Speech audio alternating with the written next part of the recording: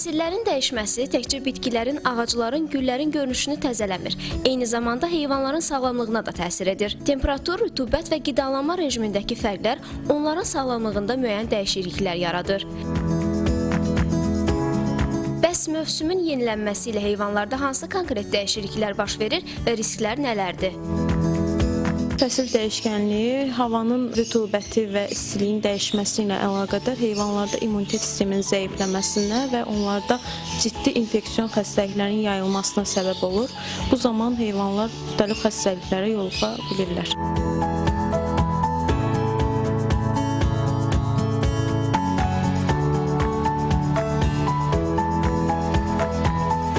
Fəsil dəyişkənliyi zamanı mütləq şəkildə əvvəlcədən, yəni müxtəlif profilaktik tədbirlərə əməl etmək lazımdır ki, heyvanlarda infeksiyon xəstəliklər və qurd parazitar xəstəliklər yayılmasın. Yəni ona görə mütləq şəkildə baytar həkiminə müraciət etmək lazımdır. 2-3 aydan bir qurd dərmanı edilir, müayinə prosesləri edilir və infeksiyon xəstəliklərə qarşı vaksinasiya edilir.